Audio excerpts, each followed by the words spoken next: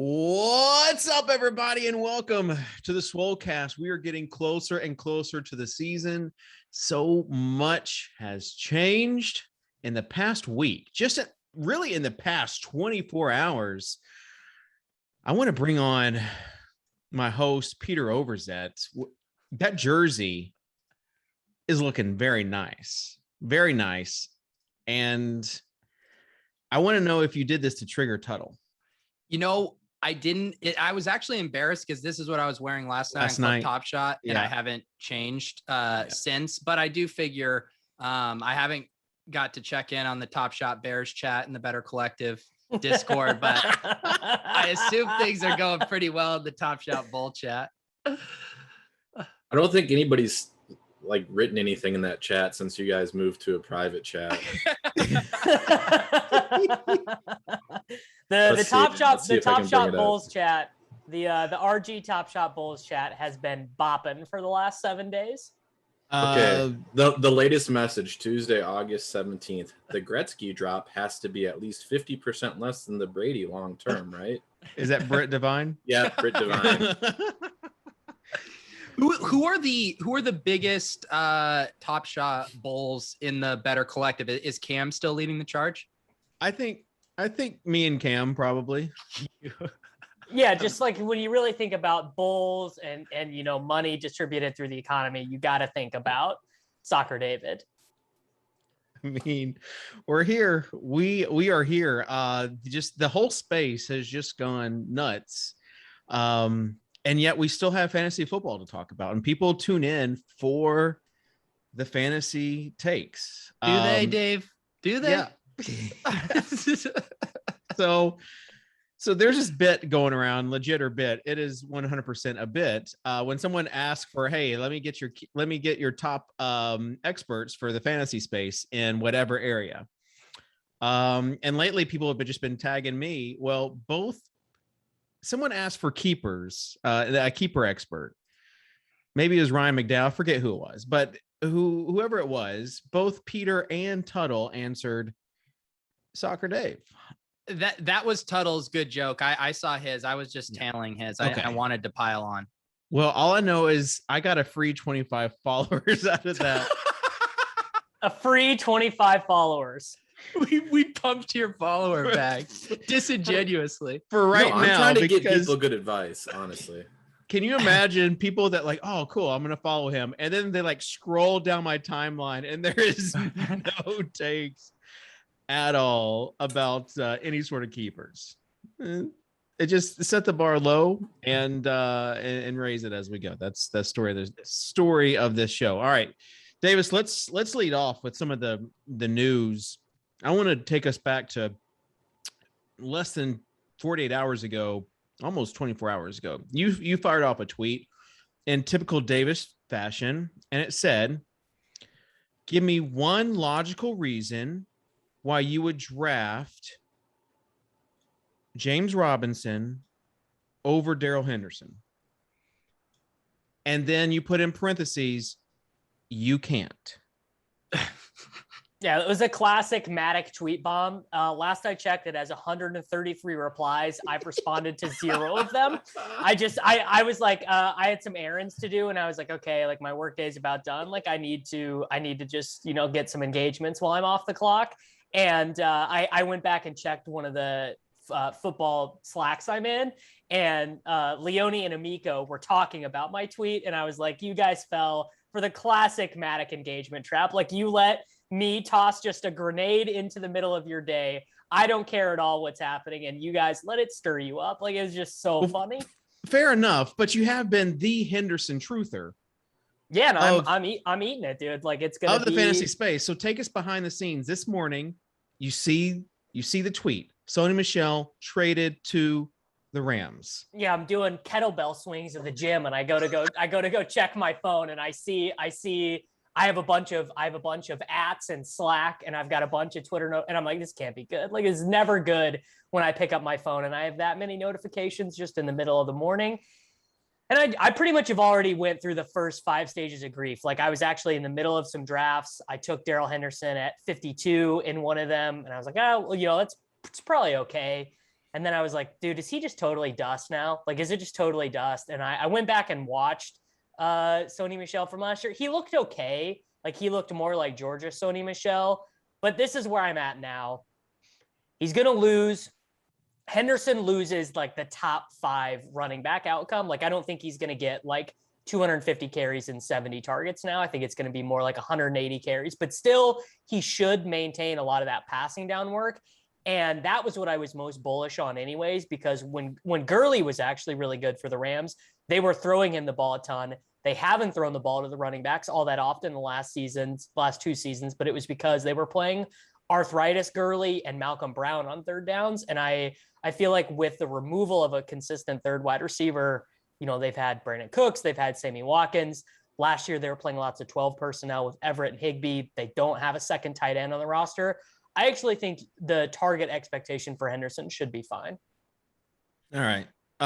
Peter, as one of the thought leaders in the space and one of the authors of a really famous fantasy newsletter, I want to know your reaction to this. Was it as knee-jerk as Davis? No, I think like I understand that you can't spin this as a positive for him, but they weren't going to go into the season with 2.5 running backs. I mean, Cam Akers is hurt right now. Their 4th running back, Raymond Calais, underwent season-ending surgery over the weekend. So they were always going to add someone. Like this has nothing to do with. I actually missed that on Calais. Yeah. So to me, this is just classic roster depth. I think the concern is Sony Michel, of all the available guys out there, you'd much rather them add a total dust ball. Sony Michel, like, actually looks kind of decent. So I think that's where the concern comes from. But this isn't like we don't trust Henderson and we are wanting to give work to Sony Michel. I think this was, we need to have some extra bodies in here because we've lost 2 running backs in the past month. Tuttle? Yeah, I mean, the fact they gave up draft capital is the other concerning part. Instead of just scooping up some free agent like Duke Johnson or something. Although I don't know the latest word on the Duke Johnson streets, but the fact that they did give up capital is a little bit concerning. I mean, yeah, worst case scenario was them trading for Melvin Gordon, right? And like that would have been like if they trade for Melvin Gordon, I'm like, we're truly dusted off. And I mean, the Pats played this perfectly, right? Where they just showcased Michel all through the preseason. Smart people like Sean Siegel saw this coming a mile away, said Sony Michel is going to get traded. And of course it happens. But I'm curious how much of this too, do you think the Patriots trade him if Ramondre Stevenson doesn't look so good in the preseason? If we're staring down the barrel of a redshirt year for Ramondre Stevenson, which seemed very likely, I don't know if they make this move. I don't pretend to know what Belichick like thinks when it comes to running backs. As far as drafting them high and then not playing them the following year, seeing that the whole redshirt year. It's like, what is Stevenson that good where he kind of bucks that trend? He's definitely looked good. But yeah, and that's the thing is JJ Taylor is coming for everybody's bags. Taylor is coming for James White's bags. Taylor seems like a White replacement.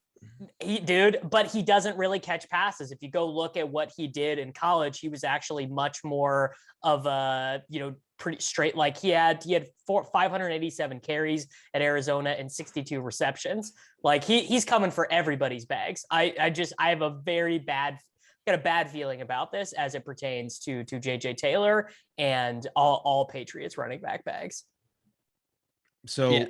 I don't want to give away too much alpha because people are expecting this from me, but Stevenson was already on my keepers list for redrafts. I promise he was already keepers list. He's a rookie. He's already on my He was already on the keepers list for next year. Oh, you have to target. I've said too much.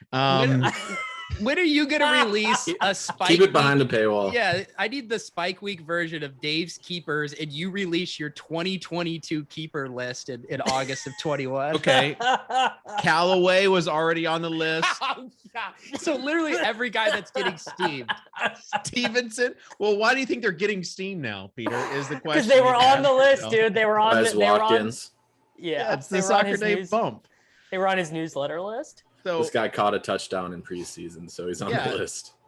So these are, and plus I've got my redraft league this weekend, and I probably have a bunch of league mates that are listening to this and they want to snipe me on some of these auction bids. But what is your guys' take on the Callaway stuff? I mean, he's now going in like late round 8. Jam it.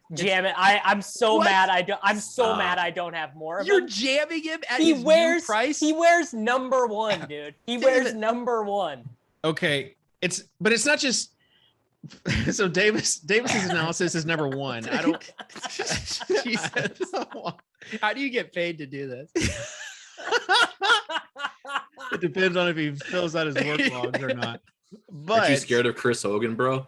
But Jameis Winston, though, if they open up, so like the concern was that they were gonna just like run this season, and that Jameis might not even be the starter. But if they let Jameis kind of air it out, the neurology drills, dude. CSU said that's the next big wave.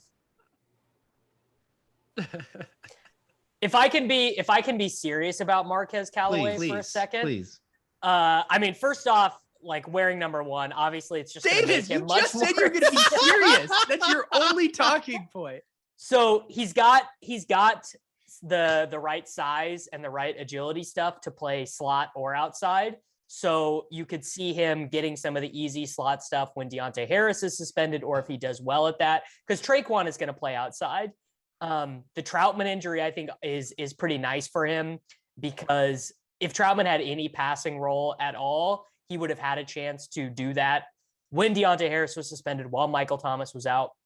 But I've seen people kind of float out this idea that like when/if Michael Thomas comes back out, he might be like number 4 or 5 in the pecking order. But the list of eligible guys to catch passes for the Saints is just really whittling down at this point. And I think even if you give Kamara something insane in your projections, like 130, you would really have to segment. Like you'd have to give like Jalen McCleskey like 5% target share. You'd have to give Juwan Johnson like 8% target share and stuff to not have Callaway as. Now, this new price is absurd. Like Marquez Callaway going ahead of like Will Fuller. Obviously, I'm not paying that. But like, I don't know, like Marquez Callaway or Curtis Samuel. I don't know. I might take Callaway. Yeah, I think we should make the normal caveat, though. He's not a good bet in the large field tournaments where everyone's already had him. It's too late. In the 7. I mean, I think you probably draft him in the puppy 3 or whatever. Are you telling us that he's better in best ball, Peter? No, I'm telling you he's better in tournaments that haven't been ongoing. No, I actually he's think better as a 20th round pick. He's got him earlier this year. He's worse in best ball because there is a situation where he ends up being worthless when Michael Thomas comes back and he's getting like 3.5 targets per game. But like if you took him in the 10th round in the main event or whatever, start him for 6 weeks. If Michael Thomas does come back on schedule, then you've had 6 weeks to prepare your roster for that eventuality, and you can cut him or bench him. Yeah, Thomas's slants aren't going to cut into his workload that much. Yeah, how triggered is Slant Boy going to be to watch Callaway just tear it up with Winston the first however many weeks of the season? So, did you see Callaway's player comp on Player Profiler? It's making my mouth water. Oh gosh, what is it? Go look it up. Player Profiler. Trending player number 1. Oh, Kenny Britt. It's Kenny Britt. Kenny Britt.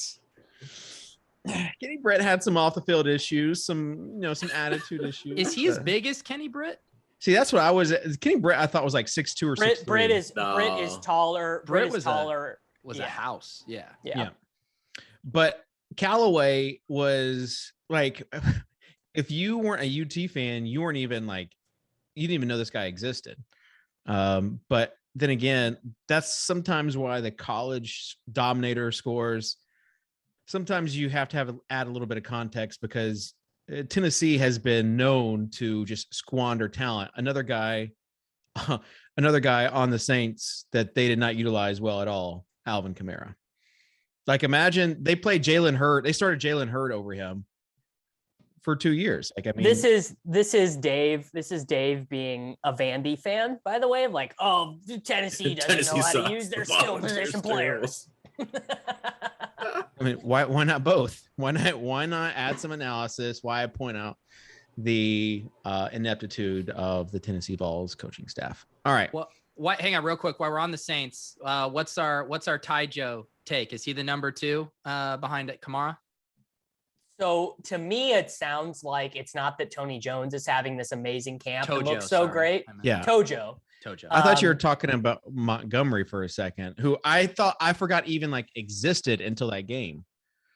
Useful as always from Dave. My thought would be Latavius Murray is 33 years old. The cliff comes for running backs faster than any of us imagined. They leaked, what was it, like 2 weeks ago? They're like, oh yeah, we might cut this guy. Like it just sounds like maybe Latavius is just not as good as he used to be. That's it. Like I think like you can stab on him in the 18th or 18th round of underdog, 20th round of main events and stuff. But like I'm not expecting Tony Jones to have the Latavius role. It's super bullish on Kamara to me. It's well, where was Latavius? Where was Latavius going? Latavius was starting to slide. He was at like pick 130 and had fallen 12th about round 10 picks. Yeah. So I mean, I think like if Tojo's the RB2, you can't take Latavius anymore. I don't think. No, you can't. But like I'm saying more so like I'm fine. Well, yeah, but Jones. that was under the expectation that Latavius would do what he had done for the last 3 years, which is any game Kamara misses, he's a locked in, like top 5 running back, and that he'd score like 7 touchdowns. And there was also a little bit of Pete, I'm sure you've heard this narrative that Latavius's highest snap shares of the season were when Taysom was the quarterback. They'll be more run heavy, et cetera, et cetera. I mean, that was bleeding into it a little bit, I think, too.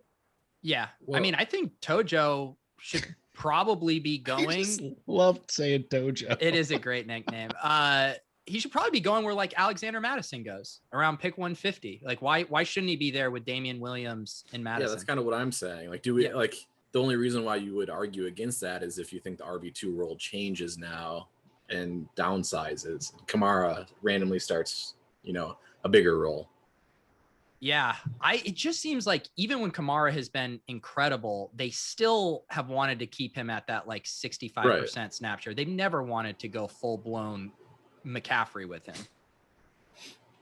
Guys, I have an announcement to make. Did you do the giveaway? No, we do have a give. We do need to do this giveaway though, but I want to welcome Tony Jones to Soccer Dave's keeper list for 2022. Oh, baby. Right, Tojo, and I'll acknowledge it. This is like the Swolecast has been dumb for a long time, but that was one of the dumbest moments on the show. Davis, after your number 1 analysis, placing a 1 round premium on everyone who wears Davis number goes, 1. no, let me be serious. So he is wearing number 1. Tell me KJ Hamler wearing number 1 is not like one of the most inspiring things you've ever seen. Dude, KJ's still undervalued though. I know we'll talk about this. This is actually a good segue, Davis. Before we get there though, I do want to announce the winner of the prestigious Kawhi Leonard giveaway. Only about 24 hours too late for people who are trying to do the showcase challenge. I had to have it. He had to have it. At IR Black. Black. He's a good dude. He's a ship chaser, Discord member. Congratulations, Ivan. Yeah, we'll ship that. Also in the Top Shot Bulls chat, we do trade moms so we can help complete challenges too. So rent sounds like cheating to me. Yeah. No, they explicitly said it was okay. No, I should have done it though. I spent money checked to do the challenge. Yeah, Davis went ahead and bought everything like cool. I'm not a rent seeker. I'm here to. It's because he's a true supporter. Economy. No, he's not a true supporter. This is the whole point of like the collectible space. I went inside of the 9 Lives Lounge and I asked specifically, is this okay to do? And I was given the okay. Yeah, sure, it's okay, but you're not supporting the economy. Pete, have you gotten your FVV series 2 moms yet? Dude, apparently Wade's is out of the Top Shot scene and very salty that I brought that up. So we're gonna drop that. Wait, what? Oh, I need it. He was legit upset. He's completely out of Top Shot apparently. Yeah, we had a very awkward DM exchange.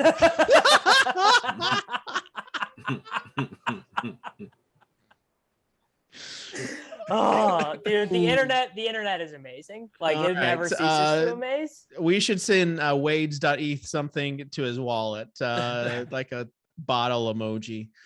Send him one of your Yetis. No way, man. Those things have quadrupled in the past week. Is that your nicest bag right now? The No. Yetis? Mm-mm. Mooncats? Mooncats, for sure. Mooncats are doing well, aren't they? Oh, they are crushing. And is anything not doing well? That's true. Some of the random shit I've minted recently isn't doing too hot. I do want to say there's something like, you know, it's kind of in the this is the worst day of my life type of deal when you sell a hero moment for 30K. Bell's tweeting out that he has never felt so funny to me. Poorer than only owning 100% of one punk when he had just if I went like Logie and I went sleuth mode and we found out like he had just bought that punk that day for like 400,000 or something. I don't know. It was Wait, Bales bought a punk? Yeah. Which one? I missed this. So he tweeted that after buying a punk? I think so. Yeah. It was a lady punk. I'm not sure which one it is. Peter, I'm out of the punk scene. Tell me about it. I'm surprised Pete can surprised Pete can even do the show with how sad he is. Peter, yeah, not all of us can just perfectly sell the top, Davis. Okay, so how much did you sell it for, and what's it going for now? We legit left $500,000 on the table. Oh, Jesus Christ. No. Oh. We're gonna look. We are either you're invited to my support group. It's just me and my board apes, but you and your punk are welcome too. Yeah, the board apes, man. That's a tough scene too. I remember passing on those at Mint because I didn't like the art. Yeah, I remember that. I remember you saying that. You said they're not just for me. I would have rather pass on the art though than to like mint 3, have 3 cyborgs at one time, and then like what's the floor on cyborgs, Dave? The floor period is 30 ETH. We there's literally like $1 million in lost that we left on the table collectively. See, this is why you just be a bull. You don't have these painful moments of missing out. Yeah. Being a bull, like just in the history of human history, just being a bull on like anything that exists has been like profitable. Like short selling should be a hate crime. Here's my thing though, and I tried to tell you guys this a couple weeks ago. Here we go. I got laughed at. Like there is a mental cost to this. Yeah, 100%. No, I don't think anyone would have disagreed with you on that. I think we all are. No, you guys laughed at me and we told don't me to laugh talk about to my therapist mental about health takes. Dave. Yes. No, that's not what we would not do. on the I mean, Swolecast. dude, part of the reason why I've never sold even a single Satoshi is that I simply could not handle the mental anguish of knowing that I sold something that I truly believed in and loved so much that is like worth $1 million or whatever. Like even if I needed money, I think I would like rather go to debtor's prison than sell Satoshis. Well, that's not smart. I just don't think I could do it, dude. I do not think I could press the sell button. See, we were talking about this last night, and I actually think it's easier to sell Satoshis than something that's like a binary one of one. Like with our pump, like I wish I could have dollar cost averaged out of it. Sold 1/5 of my fifth at this valuation. Oh, it runs up. I'll sell another 1/5 of my fifth, feeling good, and I still retain. Why didn't you guys put it on fractional? Because Paper Hands Levy had to buy a new bookshelf or something. I don't know. Dude, it is ridiculous. Like it is like the stuff we're talking about is completely. I mean, generational wealth from JPEGs. Like it's like you couldn't. This is not the script of the wildest movie you could ever imagine. Like no, like this is one of everything I have been experienced or been close to in my life. This is the most truth is stranger than fiction thing I have ever seen. Like nothing else I don't think we'll ever see be like this. Have you ever thought like, well, Davis, I can't really ask you. I'll ask Peter. Like Pete, have you ever thought like, I'm just not even going to worry about it. I'm just going to mute NFTs, focus on Top Shot and my company, and that's it. No, I mean, I think I'm fortunate. I have pretty good mental health. It did gnaw at me for a little while, but no, I'm happy for the people that are printing. It's not about like being happy. It's like feeling like you are potentially missing out on something. No, but like, it's like you have to back up and be like, I have extra money in my account that in my wildest dreams I never would have envisioned being there. And like, it's like, it's such bad mental health if you're beating yourself up over making $100,000 on a fifth of a JPEG. Wow. I mean, there's that brag I knew was coming. 6-figure brag. But yeah, I mean, for me, it's actually been a mental health thing. Cause like, I know that exists to like, not even try and engage with this NFT stuff, to be like, I know I'm not a good trader.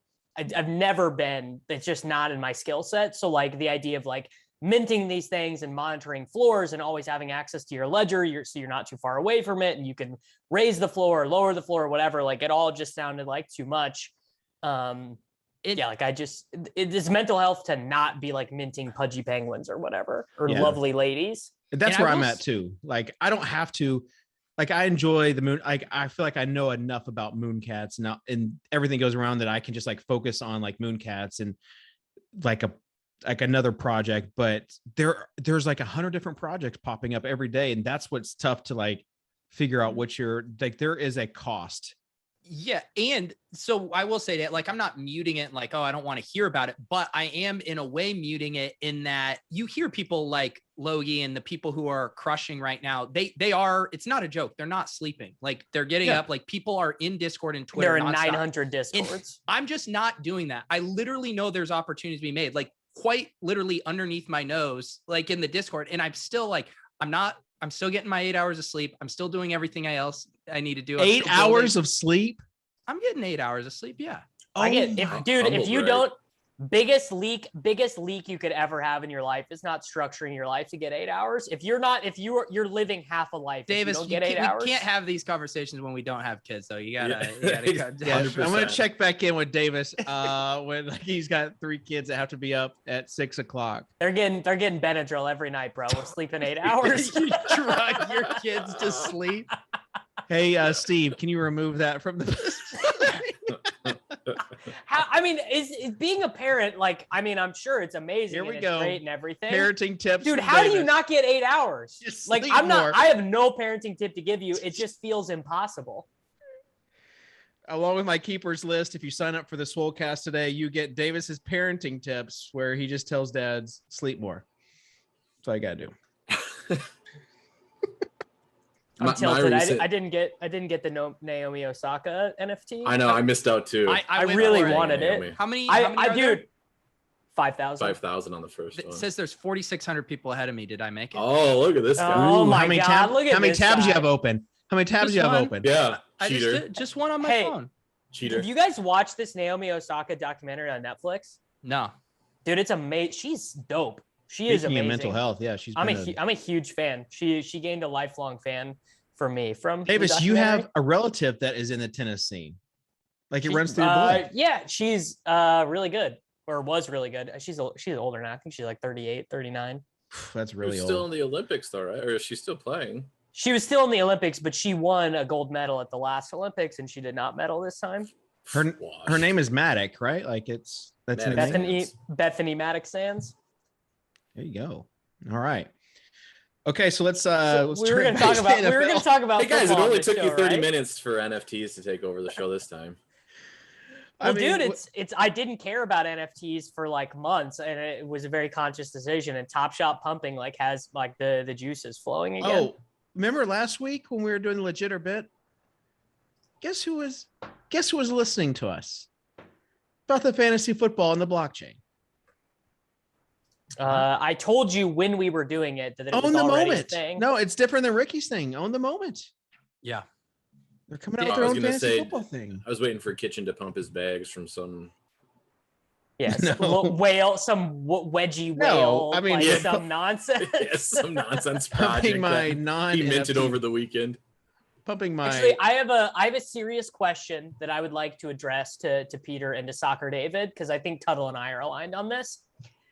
When is the merry-go-round of a new thing that is being minted? When does the merry-go-round stop? When do people stop having ETH to mint these things and to buy up the floors of just, all these profile pictures? Like I could not even possibly keep up with all the ones that exist.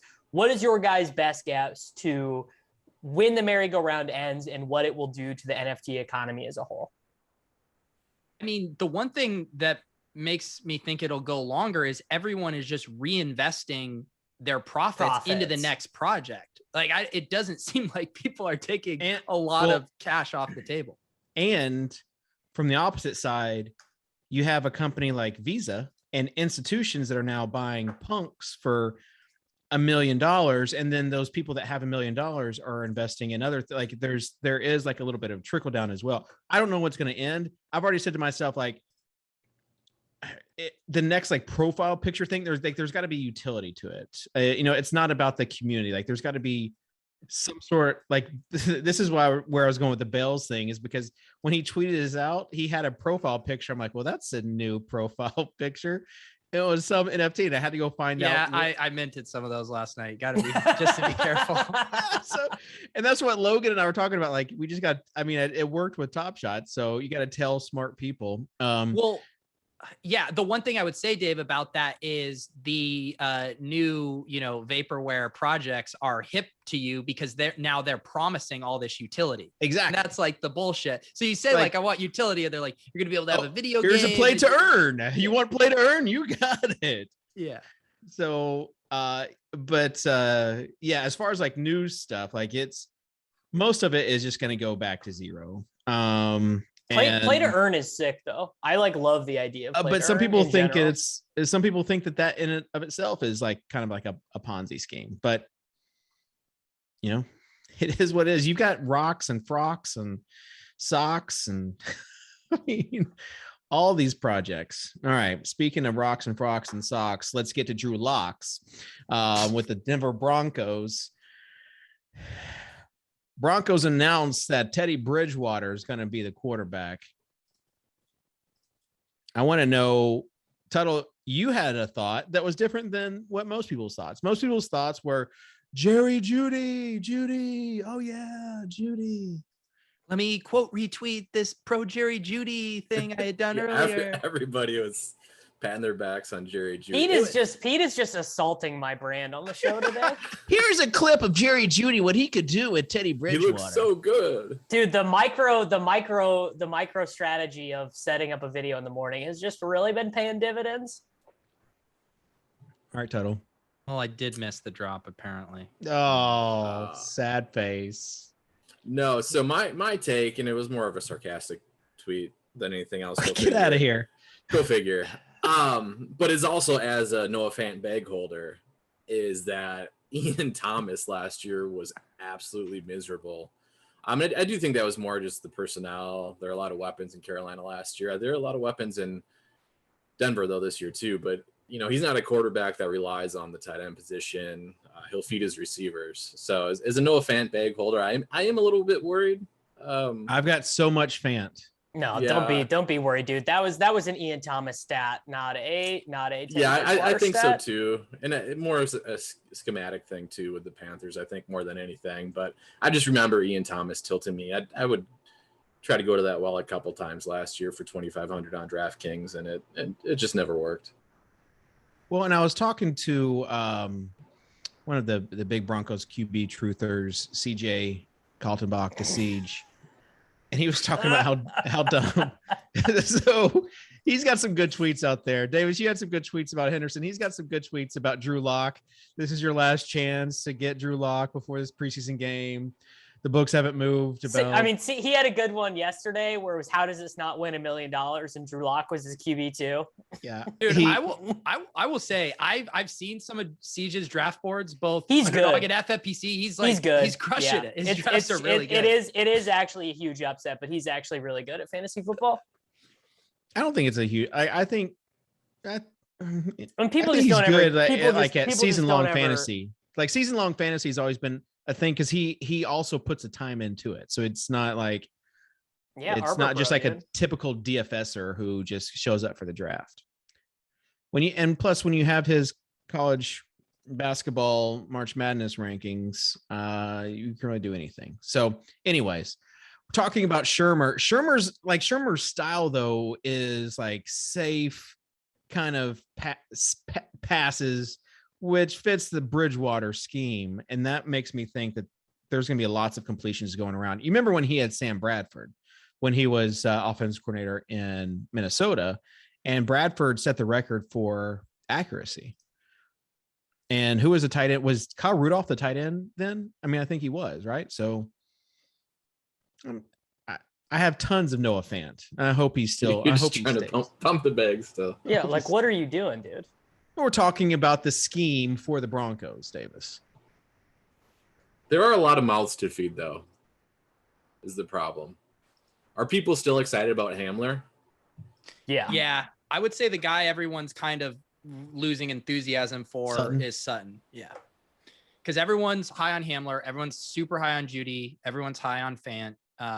And there's enough quotes about Sutton still, working back from injury. And then now you throw in the stuff about maybe not being as great of a fit with Teddy not pushing the ball down the field as much. And he's going to lose a lot of those deep routes to Hamler anyway. So if Judy is getting the first read from him, he could definitely be the odd man out, but he was so good. So he's so good. It's really hard. I don't know. Someone's going to lose though. Like his routes are so crisp. I can see not having Cortland Sutton just being like a hilarious mistake in hindsight, like being a week 8 and Cortland Sutton has 7 touchdowns and just looks insane. And we're like, well, oh yeah, this was obvious. Like, of course we should have been taking him. Well, it's like him and DJ Chark are those same guys where we're talking ourselves out of them, but they've been very good. Peter, I got Chark in the 10th round of my first main event. Peter, you're reading my mind because the next place I was going was Jacksonville. I don't want to like James Robinson. That's been covered, right? But we're the only one covering it with kind of in-depth analysis. We're the only fantasy football show. I do want to talk about Visca because not many people are talking about that impact. Why aren't more people talking about Visca? This is a travesty. So Peter, pump the Visca bags. I mean, I guess if you're pumping it, you're saying this is where I think it's a trap, right? Because if you say he's going to get more gadget work and stuff like that because ETN's gone, then we're also taking him out of the role we want him to be, which is just an alpha pure wide receiver. So as long as those extra touches you get are gravy on top of his established wide receiver role, then I'm on board with it.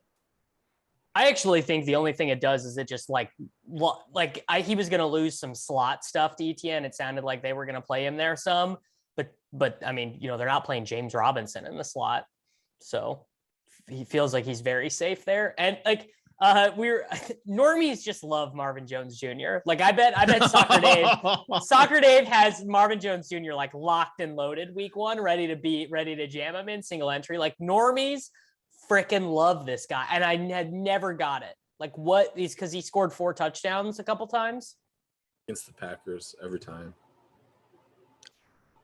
I mean, I don't have a ton of Marvin Jones Jr., but I think the thought process is that he seems to be the guy acquiring all the targets from Lawrence in preseason and in camp. Like that's going to be like, that's why people are going to him. But Lawrence hasn't looked good. I have no doubt that he'll be good. He hasn't looked good. That offensive line has looked iffy. And then you've got all those mouths to feed for fantasy purposes. It's tough to do like a Jag stack and feel good about it. No, it's not. Yeah, it is. No, you just got to hope that Bevel and Urban Meyer are just like, they're not like seriously game planning for these preseason games. Yeah, you're placing your faith in Urban Meyer. Well, when you put it like that. Russell Wilson succeeds with a bunch of donkeys coaching him. Okay. Do you think that Trevor Lawrence's rookie season is going to be the equivalent to Russ in his prime? I mean, Trevor Lawrence was like the one who was anointed. Like people as a true freshman in 2018 were saying in 2 years, this guy's going to be the number one overall pick. And he was, which does not happen very often. So was Peyton. Peyton had like the most, instead of rookie record for interceptions. Rookie interceptions don't matter. He can throw 50 interceptions. It doesn't matter. Throwing interceptions is probably better for his fantasy numbers because they're going to be down. Peyton didn't have an alpha right behind him. Oh, can we stop with Is this? that a Gardner Minshew reference? Yeah, that was. Anyways, Davis, so you're drafting all the Jag stacks. Any other undervalued teams, players that you're looking at right now? Yeah, Tuttle, what do you got for us? Undervalued right now? Colts are still slightly. Wentz is still going late enough. Campbell's still late enough. Pittman's still late enough. I'm trying to think of who else I have. Okay. Bengals are starting to catch up. Their draft positions. Jamar Chase talk is not positive. It's bad. It seems like suspension might be coming for him. Like I don't have great details, but it seems bad. Like the stuff going. Well, no, yeah. I mean, Pete might know more from Newsletter Life, but he's like via social media been accused of some domestic violence transgression, which is obviously bad. I have not heard this. Yeah, there's a screenshot. I didn't write about this. There was a screenshot of his girlfriend on Instagram that I believe was inferring that, but I haven't seen anything more official from any of the news beat reporters or whatever. Yeah, Chase has slid quite a bit. I'll tell you someone who I can't stop drafting, and that's Baker Mayfield. He is just like I don't understand why. Because he's useless. But I even though he's useless, I'm so with you because you can backdoor if you have like a weird team or a super wide receiver heavy build, you can go Baker, Donovan Peoples-Jones, Austin Hooper, and it's just so easy. Well, and even Landry is like falling up where you can get him. Why do you think he's useless, Davis? Because he doesn't run. I mean, I think he finished quarterback 23 last year. Like it just, I don't know. They're just not going to throw the ball that much, and they're going to around the goal line. They're just going to give it to Chubb and Hunt so much. Like I think his TD equity is really low. Not to say he won't have spike weeks. Like yeah, he'll have a couple 4 touchdown games or whatever. Like I'm not saying I don't take. I'm saying I do take him, but he goes late because he just really does not have much upside. Yeah. The other thing though too is like Odell was a disaster last year. They were playing Rashard Higgins as their wide receiver 3, and he's a Jag. He's fine. But if Odell is back, he is. No. I mean, I know he's back, but I mean, like New York Giants rookie year back. Is what I'm telling you, Peter, he is. Have you seen his PFP? And they played the wind games, and they had the one COVID game where Landry, Odell, and Higgins were all out, and they Austin Hooper got 16 targets. Yeah. So if their personnel, and now you have Donovan Peoples-Jones, who looks great, adding more of a vertical element, I don't think the offense is stubborn enough to just run nonstop if they're having those weapons. So I think they could tilt a little more pass heavy compared to last year, and the weather shit too. I do have a bag to pump. I just went through some of my teams, and again, can't speak to underdog. Been mostly drafting on DraftKings, so I'm not sure how the ADPs pan out there. But the Seahawks, yeah, you can get. I basically have no Metcalf because he goes early still. Yeah, but Lockett sometimes falls to the 4th round. Rashad Penny falls far. I was going to say the only exposure I have is Penny, I think. Russell Wilson, Dwayne Eskridge is your last pick in the draft. Yeah, I'm getting worried about Eskridge being a thing. Gerald Everett. Yeah, Everett is the backdoor that I love. Okay, I like that. Let's talk about NFC or AFC East combos as far as Jets and Patriots for these stacks, because again, you've got some underpriced passing stacks. Wilson has looked really good. Corey Davis looked really good with Croft, baby. What's that? Wilson and Croft. Ty Jones, 16, 17, 18. Bada bing, bada boom. Go win $1 million. See, I don't know if any of these guys are coming underpriced, like quote unquote underpriced though, right? Like I have a lot of Elijah Moore, but like I think they're all going fair. I think Yeah, I mean if Corey Davis is a wide receiver 1, like he's going pretty early though. He's gotten the hype. Corey Davis, he's gotten gotten steamed hard because he got like virtually every single target from like Zach 6 of 7 rounds. Yeah, he's gotten the steam. I don't have barely any Corey Davis. It's like Elijah Moore, Jamison Crowder. I do have a few Crofts, but even Crofts, like he's going still like some. I think he went in the 19th round in my last draft. Like I'm not. Imagine taking Tyler Kroft over Donald Parham. Yeah. So another situation as far as like when you're looking for a running back in the 17th and 18th round, after that game, I have been drafting Tevin Coleman because it seems like there is a possibility that he could be. Ty Johnson is the one you want. Yeah. Well, Coleman could be the goal line back though, right? Like, and he could be the starter, and you're spending a 17th or 18th on him.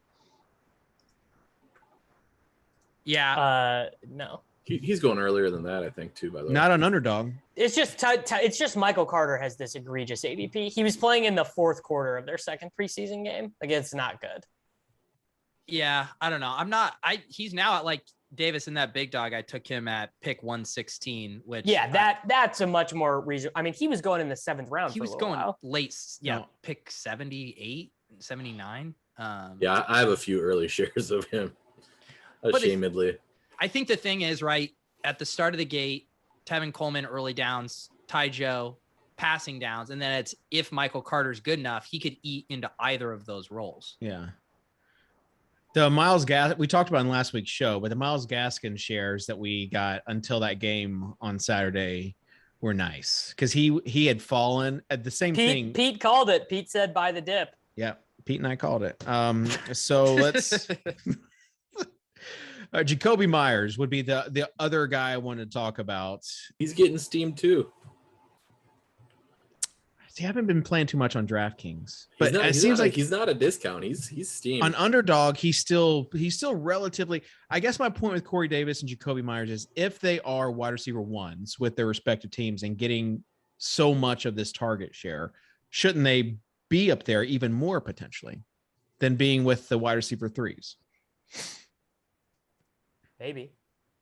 Because we don't know about these rookie quarterbacks. We don't know like if they could be really good. And Mac Jones is still free at least. If you want to go that route.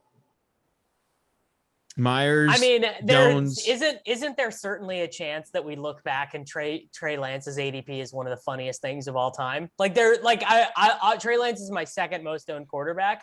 But like, there certainly is a chance that we look back on Trey Lance as the QB10, and we are all just collectively like, "What were we doing? Like, what were we doing pushing this guy up so far?"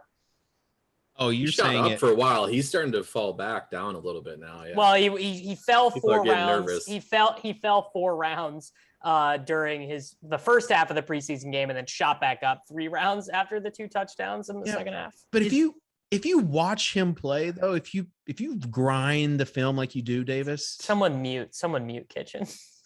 My point is you are a film grinder. He is going. Yeah, you send out tweets every day with film, but he's going to get so many yards on the ground.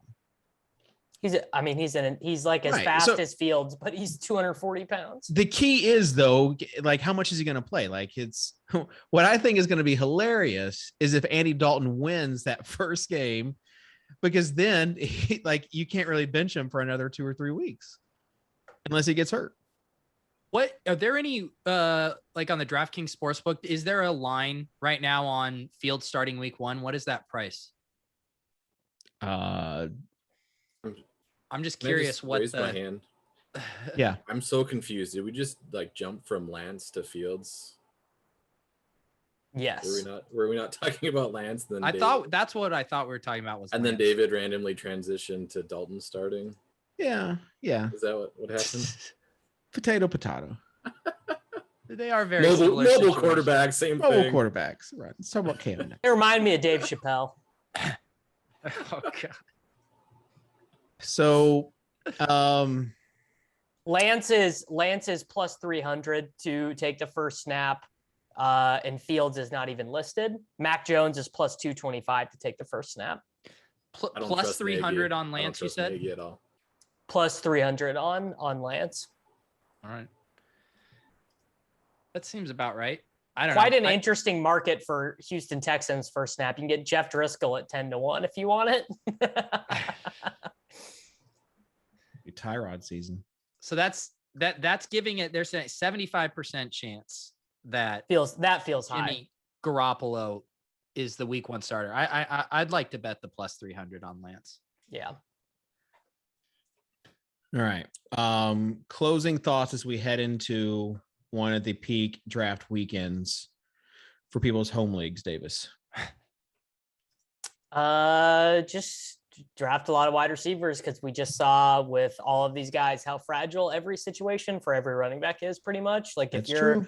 if I mean I've done this with Clyde Edwards-Helaire, right? Like if signing Le'Veon Bell makes you unusable, then probably your projection wasn't that good in the first place. So just keep drafting wide receivers because that's never going to happen to them. Yeah, I'd say just take advantage of kind of the thought leaders in the space. If you're having to make like a keeper decision, definitely hit up Kitchen.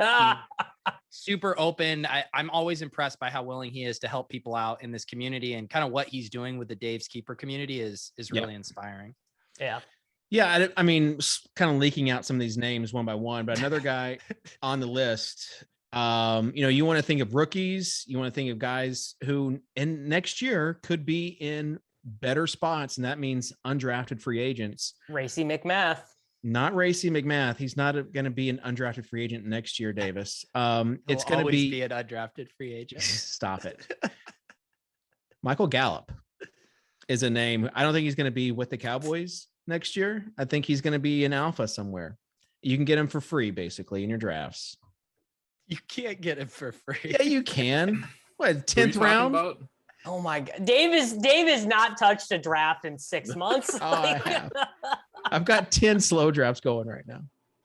Well, let me know when you get Michael Gallup in the 10th. Let's see the rest of your post-it notes, Dave. This one's about Top Shot. I have to figure out if what I'm willing to pay, what I'm willing to give up for a LaMelo Cool Cats to sell it. Like, is a jersey worth what he's going for right now? Would you give up your LaMelo Cool Cat for a Super Bowl ring? I don't care about Super Bowl rings. Fake. Even one, my most recent guest on the Takecast said he would be interested in trading his Super Bowl ring for a high-end NFT. Okay. So I was going to offer you the opportunity to enter into that swap. It feels like you were just kind of pumping the Takecast. I don't have a Super Bowl ring, so. Oh my God. It would be something, Davis. My most recent guest was a member of the Eagles team that won the Super Bowl, and he wants to trade. Why do you his say ring. my most recent guest? Just tell us who it is. Is that like a teaser? Or something? He's not a famous dude. Okay, so just say his name. Ryan Paganetti. Okay. No one knows who it is, so that wasn't useful alpha. The whole segment was Super Bowl ring. It's the matter of, would you trade $7,500 for a LaMelo, giving up your membership, $10,000? Would you give up your membership to the 9 Lives Lounge? Because we don't know what's coming there. Peter doesn't care because Petey too rich. Well, yeah, I guarantee you, Pete has already, there's no monetary value that could ever take the place of his 9 Lives Lounge membership. It does feel comfy being in the 9 Lives Lounge, and I like holding it over people like MBL, who's the biggest Top Shot whale, but refuses to just. I do not get that stance. Why won't he? It's such a bad stance. It's such a weird take from his part. He feels like it's disingenuous in that we've all been through so much together and deserve this community, and he would have imposter syndrome if he bought in. What a take. You're literally raising the floor for people that do want to get out, that did pay $10,000 for Luca cool cat, like, yeah. All right. Well, we'll be back next week with more alpha. Whoa. Go ahead, Tuttle. Did I skip you? After I get the Josh Palmer touchdown in preseason, you skip me. Okay, sorry. I have some very important. I'm going to continue to pump the Eskridge bags because I just learned that he prefers to be called D. So D Eskridge, last round pick.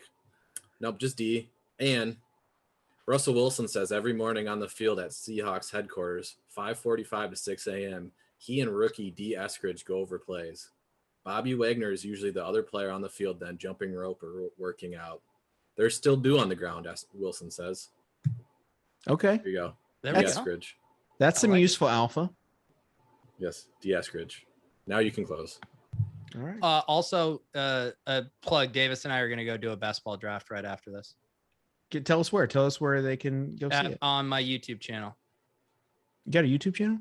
Yeah, I do. Cool. Also want to say congrats to the 4for4 guys. Big acquisition.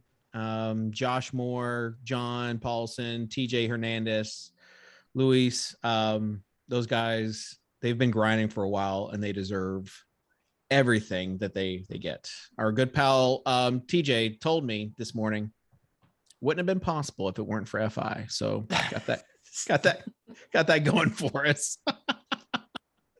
So that will do it. We'll see you next week here on the Swolecast. Peace.